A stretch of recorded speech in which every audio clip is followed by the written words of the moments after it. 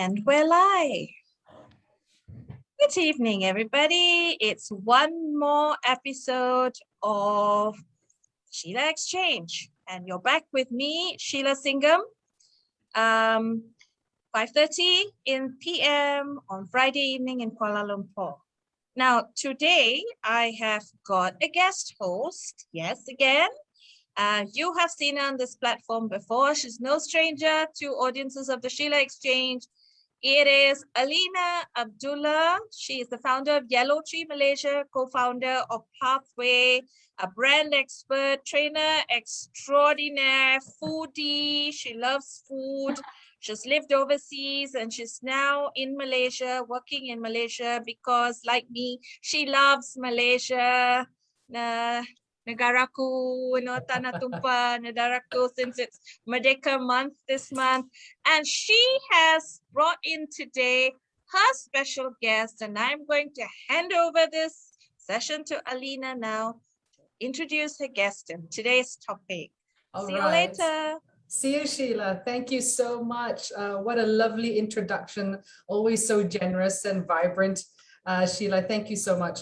Good evening, everybody. It's been another challenging week with, so many of the cases going up, etc. I know it's been tough, but I hope you will join us because we've got a fantastic guest here. Welcome again to the Sheila Exchange. We are going to talk about money management in the time of crisis, which we are all in. And I would love to give a very warm welcome to Annie Hor. So don't let her beauty fool you because she is a licensed financial advisor. She is with the Harveston Financial Group with doing advisory and wealth management. And yes, she is definitely an approved financial advisor by Bank Negara and the Securities Commission of Malaysia. A very warm welcome to you, Annie. Hi, Alleena. Hi. Hey. Hear me? Yes, I can hear you. Great. Oh, just unstable, but okay. Great. Yeah, so welcome to the Sheila Exchange. Thank you. Annie, you know what? I just wanted to ask you a little bit about that quote. I mean, I know you love Zig Ziglar, and there was this quote you mentioned once about, you will get all you want in life if you help, enough other people. And that's why you're here today, isn't it? Yes. I think in this industry that I'm in, it's very meaningful because, of course, it's not just about the money, but at the end of the day, it is also about sharing my experience, sharing my knowledge, and my skills to the people out there so that they also can reach their financial goals, whether be it, getting out of debt, having financial freedom, or just repaying their house loans or whatever, for example. So this is something that I love to do. And I hope that, people who are with me, they are able to reach those financial dreams that they have. Fantastic. And I think that's one of the main reasons why I brought you on the Sheila Exchange, because of your genuine ways, and very, very, very lucky for those are very lucky if they have you as a financial advisor. Now, let me ask you, Annie, is there enough people who actually understand money management in Malaysia? What is your viewpoint? I think there's a lot of room to improve on, I won't say that everyone is financially savvy. There is so much more, and we're not talking about the B40 only. We're talking even about the M40, even some T20, for example, that they are day in, day out busy with their work, with their families, and they somehow take financial planning for granted. They just feel that, I make money, eventually I know I'll get by, whatever, So if you look at our and look at our parents, look at our last generation, for example, where were they and how had they done it? And sometimes if we're not careful, we will probably,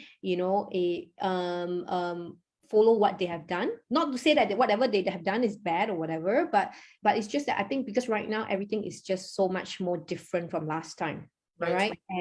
So it's good that that it is very important that people take financial matters in their own hands and take it very seriously as part of part of their own KPI in life lah. It's not just about, oh, I'm getting a career growth, I get my children to have A's in their exams and whatnot, I make beautiful meals for my family. It's not about that only. It's about making this as part of your everyday life. Like, you really brief your finances, you know where your money is going, you know how to improve and grow your money. These are very important, and there's a big gap actually. There's a lot of people who are still not like, even the fundamentals, they're not very strong in it.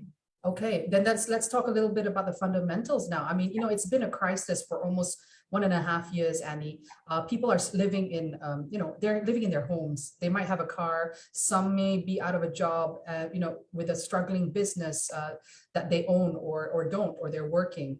Yeah. Honestly, how does anyone really start? I mean, realistic. Let's be realistic about this. Okay, unfortunately, for those who are in this position right now, right? Like, I'm not saying about staying home and not being able to go out and have dining with friends. We're talking about financially where they are in trouble, let's say, right? So the first question if someone come to me, and I'll tell you, like, the first question to ask yourself is, how am I doing financially now? How is my finances doing right now? And be honest to yourself, because you're not answerable to anyone. You're not going to answer to your spouse or your family members. You just have to answer to yourself. Like, am I in debt? Is my debt like really bad? If bad, how bad are we talking about? Mm-hmm. Okay. Do I have enough money to pay for my bills next month? Do I have enough money to put food on the table next month for my family? These are the things that you got to ask yourself. We're not talking about whether you want to grow your investments or whatnot. We're going to talk about these real issues right now. And then now you know your problem. So you need to start identifying, okay, why is my money going out faster? What is the things that I'm paying for? Am I paying too much for Grab delivery, for example, when I can cook? So am I paying too much for, maybe I'm over-insured, for example, right? Mm-hmm. I mean, it could be certain things like that. Mm-hmm. Or am I paying for expensive telco bills that I don't need it, right? So these are the things that you have to ask yourself. Or maybe, for example, I have Netflix, iFlix, I have Astro, I have every channel, whatever movie channels that you have. So these are the things you've got to ask yourself. Identify those expenses and start trimming what you don't need, and only keep those essential at this point. All right. So, and then of course, look at ways that you can look to pay for all this. For example, after trimming expenses from maybe $5,000 to $2,000 a month, the essential you cannot live without, the $2,000 a month. So now you have to ask yourself, do I have enough savings or resources to get by $2,000 a month currently? Right. It's interesting you mentioned that, because one of the few words that people might have heard of is credit score, right? Yeah. How relevant is it now? And how can they find out their credit score? Because we mentioned about finding where you are at this point in time, when we're in such a bad crisis and moment. Yeah. How can they find out, Annie? Okay, so for example, if you have banks and you have loans with credit cards or mortgages or car loans, you can always check with Bank Negara. They have a system where you can actually check what is your credit score like. And I've done it before, actually. It's quite interesting. I was in a fair, and then they were just checking to see how's your score based on the answer. There's a list of questions that they ask, like how many loans do you have? They actually have everything. It's amazing. They have everything. All my data. Yeah. Okay. The credit card I used to have, but I no longer have it. It's also there. Oh, okay. So this is something people don't know. So do they go to the website? Yeah, you look at the website, because around it's locked down. So you just go to the website and just see how you can get your credit scoring done. Okay. Because I did it through the fair, and it's amazing because at least you know that, hey, if you, for example, you came out that you have a CMB credit, say I've never applied for a CMB credit card, then you better alert the bank, and because it may be a fraud, for example. Right. Yeah. And understanding your score then means you will know, like, how healthy are you. If, for example, for the future, if you want to take a loan, like a mortgage or a business loan, for example, you need to have clean record, a good repayment. Your secrecy stocks must be great. Otherwise, or at least good. Otherwise, you will not get a loan approved, for example. Okay. Right. Okay. Well, that's a good resource for all of us to know, Bank Negara. Yes, please head to the website so you can check your credit score. Yeah. Annie, I just want to move on to a different topic, and we've seen this word, a loan moratorium. Okay, and everybody probably thought, yeah, I understand what that is, but honestly, I've actually asked a few friends, and we're talking not even friends who are actually professionals. Yeah. Can you please explain what is it in a nutshell? How does this affect business owners? And people? Yeah. Okay, a loan moratorium in a simple language means is just deferring your loan, a deferment of your loan. So meaning to say that if you have a mortgage, you have a housing loan, and you don't see like you're able to pay the housing loan for the next 6 months, you can talk to your bank, basically email them, because they don't want to call, you don't need to call them, just email them, and then tell them like, hey, I need to apply for a loan moratorium, which means that for the next 6 months, you may not need to pay for your housing loan, right, or they may give you an option of maybe a reduction of 50% on your mortgage repayment. So depending on your bank, because this second moratorium is a second round. Last year, it was a blanket approval, like everybody gets it. You don't need to apply. Right. It's just automatic. You can call your bank to opt out. But this year, if you want in, you need to email to opt in. It's not an automatic a loan moratorium. So, but of course, the question here is that, do I need it? Do I want to take it? All right. So if I would only advise, if you have problems and you foresee a problem repaying this, and you foresee that you might lose your job, or like your income might be reduced in a couple of months' time, take it first. Right. All right. Yeah. But if you how about, sorry, go on. If you don't, then don't take it. Just pay like normal. Okay. Is there like, in terms of compounded interest and, late penalty fees, are these things that, we need to take a look at to make sure that, there's no hidden surprises? Yeah. So different banks work differently. You need to go back to your individual banks, but Bank Negara is asking basically the banks not to put interest on interest. So say, for example, like your housing loan mortgage, for example, let's take a car loan, for example. If you're supposed to repay 1,000 every month, and times 6 months is 6,000. Right. So the bank will already calculate for you upfront to tell you like, okay, because of this, the interest that you occur will be like maybe, let's say 800 ringgit. Right. So you know that you need to pay 800 ringgit. So after 6 months, you can talk to the bank and say, hey, actually, I don't need it. I can pay you back all the money. Right. Or yes, I really need it. I can't afford to pay you all. I'll pay the 800 ringgit. Okay. So, yeah. So that depends on your individual bank. And I would say that if you are struggling right now, if you're really, really desperate right now, right, whatever the interest is, it's however, not worth it, Yeah. This is not the point to discuss. This is about surviving. This is about survival. Right. Right. You need the 6 months. You need to buy time for the 6 months. You just buy time for the 6 months. Otherwise, like I said, if you're good financially, you have a job, you have a great pay, there's no impact, don't take it. Please don't take it. You don't need it. Yeah. Okay. Fantastic.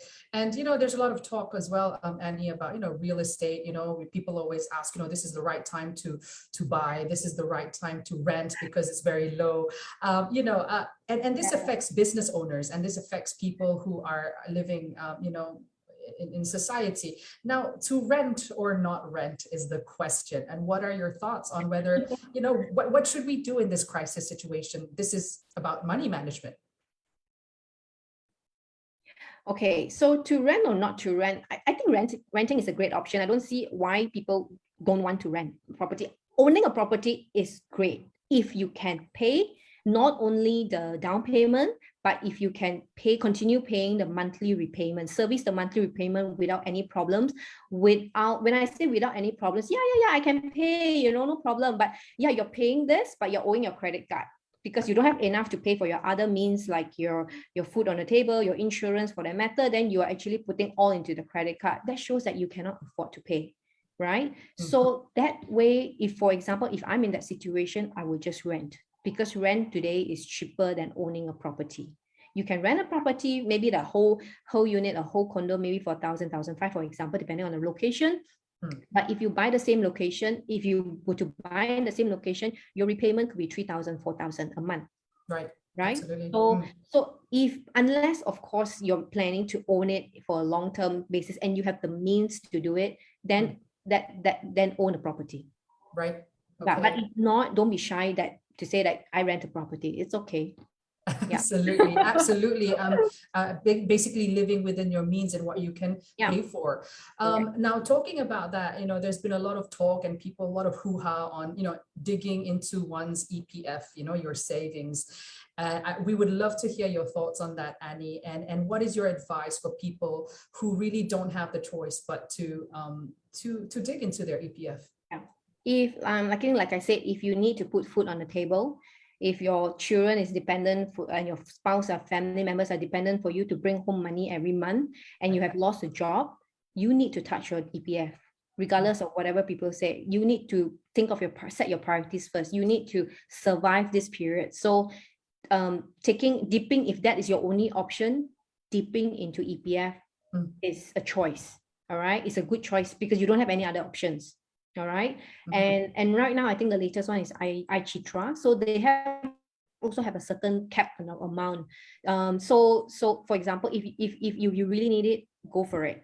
All right. But if you don't need it, if you think, oh, that would be a good money to have for staycation when the lockdown is over, then no, don't take it, But if you need, or even if it's not putting food on the table because of uncertainty, your emergency funds has already depleted because since the pandemic last year to now, and you are slowly utilizing your savings and your savings is already slowly reducing, you foresee that you might be in trouble the next 6 months, take it as well first. Take it first, and then 6 months down the road, or 4 months down the road, if you have a job and there's nothing that bothers you, nothing that affects you, pay back, put back into EPF. EPF welcomes you to put back. Some people don't know that actually you can put the money back into EPF. So you can, so long you are disciplined and you are aware, you're not taking it out for extra fun activities or extra treats, then you can then take it out. Yeah. Right. To stand by. Fantastic. So you were talking about extra treats. That's really interesting because my next question is all about extra, cash buffer. We'd love to hear this word cash buffer. And, even for those who may have a stable job at this point in time, times are still uncertain. What is a good cash buffer, Annie? If you're employed, all right, it's between 3 to 6 months of your expenses, for example. All right. If you can 3 to 6 months of your take-home pay or your pay, that's even better. If not, at least your expenses. But if you are self-employed and you're a business owner, a minimum 6 to 12 months. Because business owner, you're basically on your own. All right. You do not know when's your next paycheck. You do not know when the client's going to pay you. As opposed to an employee, they know, okay, by the end of the month, every month we'll get a paycheck. Whether it's a 20% pay cut or 15% pay cut, we will get a paycheck, right? But when you're in self-employed, you need 6 to 12 months. Right. And people actually consider their investments, Annie, right, as or savings as cash buffers. Do you think this is a right way of, to think of as an emergency? I mean, this cash. Savings, if you're putting your money in fixed deposits or savings account, that's okay as a cash buffer, but not an investment. Ideally, you should not be investing your emergency funds. It has to be liquid. It has to be readily available. It has to be out, not exposed to risk. So this is something that, for example, if your expenses is 5,000 a month, if you're an employee, you need to keep aside like times 3 is about 15,000. All right, 15 to 30,000. All right, so this money you cannot invest. You cannot say, give to your financial planner, can you make me double my money, or in the next 5 years? You can't. You should not be actually. So you should just be putting in, if you have a housing loan, park in your housing loan. If not, just put it in a fixed deposit, however low the interest is. Okay. I mean, you are a financial advisor, and I think there's no better person to ask about you. If people out there are looking, for a financial advisor, and the word financial advisor is very fancy, and of course it is. How does one pick one, and is it important for people, Annie? Yes, I truly, because I feel that it is important for you to have someone understand your financial status, have someone advise you from a third party and from an expert point of view. And how do you choose it is talk to many financial advisors. Find someone who you can relate to, who resonates with you, that someone understands your directions, because everyone is different. I won't say everyone will come to me, So, Right. but people who resonates with me, agrees, I can, who listens to you, to your it's not just financial matters. It could be a lot more than that. And then understands where your lifestyle is, your status is, and able to advise you from that point of view.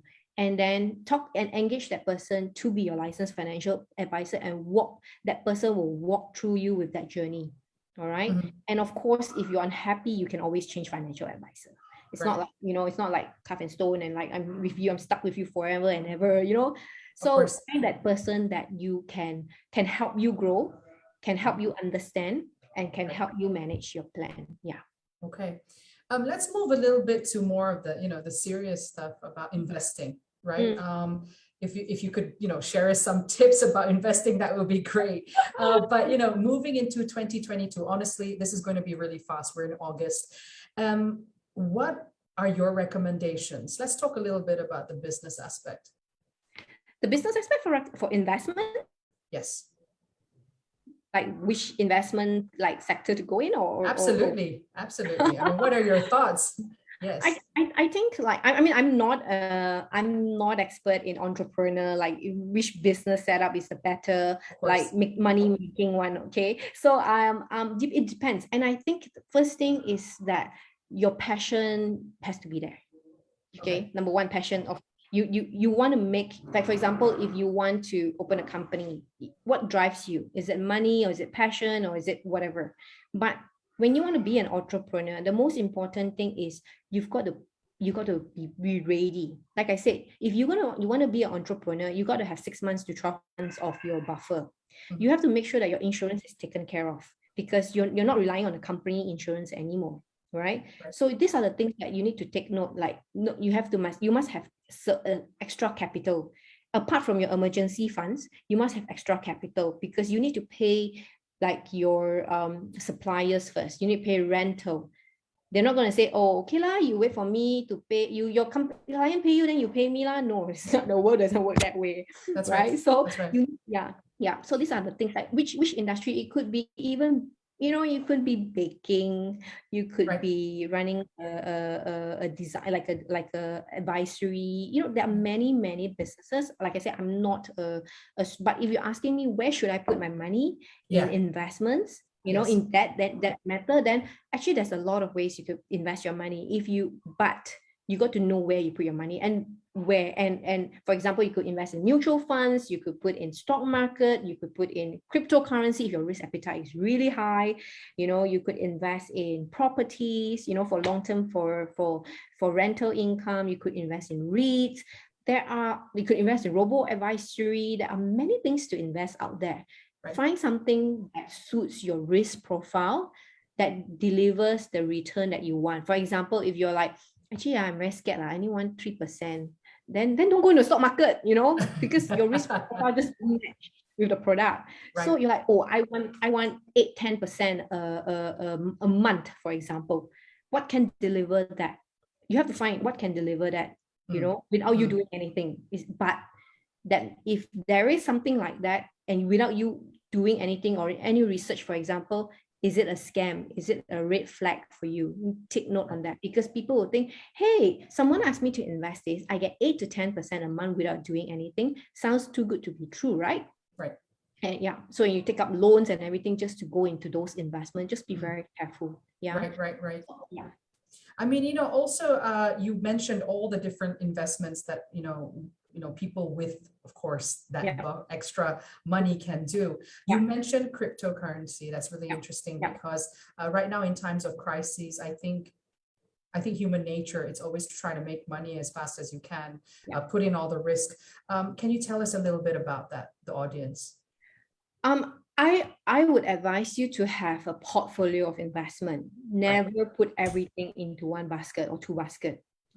Means if you love property, don't just put everything into property, because property could be illiquid. If you need money now, it's not like you can sell your property right now. Even to bring prospect to see your property now is hard during the lockdown, right? You can only see pictures and you're like, no, I'm not going to buy a property like looking at pictures, right? That's right. So yeah, or you may not say, for example, you may not put everything in mutual funds because you feel like maybe it's a bit too slow, or I want something more dynamic and faster. So look at your look at your risk appetite, look at the various portfolio that you can segregate your investment if you have like means to put into various baskets, right?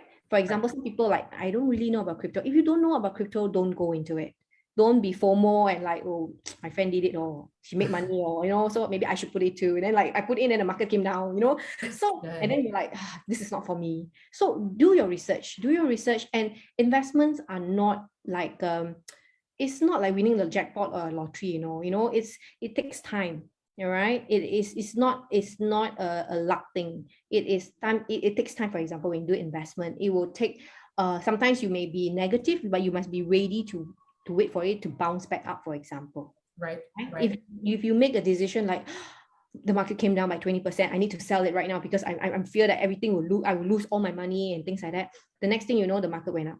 And you're like, yeah. So, I mean, are you able to share with us a little bit about how the international markets are doing? I mean, of course, in the newspaper, we always see every single day it's negative, etc. So, but if that's the case, you know, it's difficult for us to hire financial advisors to actually, in times of crisis, right? Or a crisis or pandemic, that's where people should be investing. All right. People are fearful. People love to buy when the market is like going up and up and up and up. People don't like it, and then they sell when the market comes down and down and down and down and down. You know, but when the market is down, ideally you should be investing. There's one thing that I always tell my clients is if you can stay invested, unless you cannot sleep, you really cannot sleep, you know, and you're very fearful, then take out your money, sell, you know. But if you are here for the long term, the mid to long term, so if you don't have the means to top up, just maintain, because the market will come back up. I mean, are you able to share with us? I mean, one of them, I mean, the lucrative, or at least the funds right now which are doing well. I can't say because it's really depending on your risk profile. So it's not fair to say, oh, let's buy one. So, but understand your for example, if you're in unit trust, you can look at like the local it's good to have a basket, for example, rather than speculating like, oh, I should buy this region because this region is making a lot of money, for example. But it's also good to have a basket, like for example, in the mutual funds, like a local and something more like an Asia Pacific, different sector, so that, you know, or China, for example, right now. So if you say, oh, I heard China is really good, I'm going to put all my money into China, but the next thing, there's a China has many news and issues, and then the market come down, and then you're like, I shouldn't have put all my money in China. So it's not, it's doing a lot of research, huh? Yes, a lot of research, a lot of reading, or of course, if you don't have the time for reading, just speak to your financial advisor who understands your risk appetite, and then go for those, and then ask for his or her recommendation. Right. Just a question as well. I mean, how do you see the future of investments, you know, in the work that you do? And because I think that would also affect people who hire financial advisors, because, you know, over this past half a year, I mean, things have changed. People can't meet each other. How has the landscape changed for your job? Okay, sorry. So the first question is, how is the investment market doing, right? First, for the future. So the first, I think for the one myth is that I think people think that hiring a financial planner means they will make you lots of money. I mean, the job, yes, is to recommend you investments to grow your portfolio, but we're not magicians where we will double, triple your net worth like almost immediately, right? So it is also about finding out, when you speak to a financial planner, it is not just for investment. It's a financial planner understanding like, hey, you're in debt, you can't invest, get your debt out of the way first. All right, you don't have an insurance, get your insurance done first, because if something like medically hospitalization is needed, and you're like, okay, I can give you an example, because I have a friend many years ago who he came to me and said, hey Annie, I've got 2,000 ringgit to invest, where can I invest? My first question for him is, you're my friend and I know you don't have insurance, you know, and he's like, I don't buy insurance, it's a commitment every month, you know, things like that. I just want to make my money grow. So my advice for him is, I say, your 2,000 you give me, I can't double your money in 1 year. all right? But if you don't buy your insurance, something happened, you don't have the means to pay for those bills. And when that happened, and true enough, few months down the road, after he bought his insurance, he was hospitalized, all right, for not an illnesses, but just a knee injury, all right, due to football. And then from there, his bill came up to that back then was 40,000. I said, can you imagine if you just given me the 2,000 ringgit? I taken it, and then and the 2,000 could be negative, that could be 1,008 right now. You still don't have enough to pay for your hospital bill. So that's the one thing that people think, oh, our job is just looking at investment. No, it's about the holistic planning. So the second question is, how is the landscape for us in terms of the financial, like that we don't get to see people right now, but it's good because we have Zoom, we have Teams and everything, that we are able to even advise. Some clients who engage me, I haven't even met them, to be honest. I haven't even met them face to face. It was through referrals, and we are able to just, because we cannot wait for the lockdown to be over. So what we do is we'll do what we need to do on face. Even some that I haven't even seen face to face because they were shy. Yeah. Wow, really? Yeah. So I was like, okay, I don't even know how you look like. Okay. So yeah, but things needs to move on, and the ideal part with the technology right now enables us to, I don't even need to see you, I can start your planning for you. Yeah. Okay. Yeah. Well, I mean, before we finish off our session here, I mean, is there anything that is critical, for people to really take into consideration, especially, I mean, we're talking about money management right now, which is just so uncertain. Of course, you've shared with us throughout this conversation about what should be done, what can they do. Is there any other takeouts that, our audience out there can take back and take action, Annie? Okay, if you have not engaged a licensed financial advisor, find one.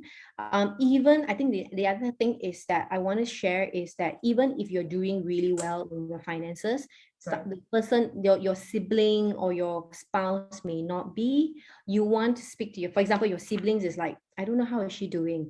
You want to encourage that person to actually take charge, because if they don't take charge, for example, if they are like, I'm not going to take care of my insurance or my emergency funds or my investments, one day when they are in trouble, it's either you're like, I told you so, you didn't do anything, right? I'm not going to take care of you. You can't do that, right? Because that's your sibling, right? So you probably be like, okay, I need to take my money out and take care of you, right? So if you don't want to be in that position, try and encourage the people around you to make sure that they take charge of their finances, so that they don't get into unnecessary trouble or for circumstances like this. Right. Well, I mean, thank you for sharing all your insights, Annie. I think, I've tried to cover as much area as possible within this 30 minutes, that people can at least have an idea, some confusion, because I actually did a bit of research, asked around what are the questions you want to ask, and these are it, and they're actually very simple questions, which I think will benefit people. And I think the message is also, as you can see from Annie and how you have replied, it's okay to ask all these questions, because I think when it comes to financial management, it's something that people don't want to talk about, or they feel shy because it seems that everyone knows about it, right? No, not everyone knows about it. You don't need to be shy. There's no stupid question. It's just any question that you want an answer to, just ask. Right. Well, thank you very much, Annie, for being with us and answering us all the questions on managing money in times of crisis. And if you want to connect with Annie, she's got a great Instagram on Annie Says. Please look up, yes, Annie Says, right? And you have a Facebook account as well, I'm sure. Yeah, or if not, Annie Harveston, Google, she's everywhere. So go and look out for her. Thank you so much, Annie. Oh, wow. Thank you, ladies. That was really very informative. I was listening all the way. Annie, you're a powerhouse of knowledge, but also very discreet. Don't commit yourself, which is very good. Simply cannot go and say where to invest, where not to invest. Must look at people's appetite and all that, right? So that's the thing about a good, a financial planner and investment planner, is that they actually look at how much is your appetite for risk, or the one low risk, high risk, medium risk, and they'll be able to tailor something for you. So what struck me is that, Annie, when you were talking, it's like, still got people out there without insurance. Are you kidding me? Are you kidding me? Yes. Okay, so please, those of you, and you know, this is the thing, right? A lot of people think I'm employed by the company, I'm covered by insurance, I no need to buy my own personal insurance. And then tomorrow when you change jobs, right? The first few months, maybe you don't have coverage and something happens, then how? Or you want to go out, start your own business, or you retire that time. Most people have illnesses after they retire, they got no insurance, too old to buy, then how? Yes. And the other thing you said, Annie, that makes a lot of sense. All you people out there, if your family members don't have insurance, you go and make them take now, okay? Because tomorrow anything happens, then you have to jaga, then you got money now. So you better not just take care of yourself and your own savings portfolio, but also go and kepo and see those family members. Tomorrow, no house, no money, sick, all come and live with you, have to jaga very hard. So you need to think of yourself and also think of others selfishly also. You know what I mean or not? You know, after listening to Annie, it's very sound, valuable advice.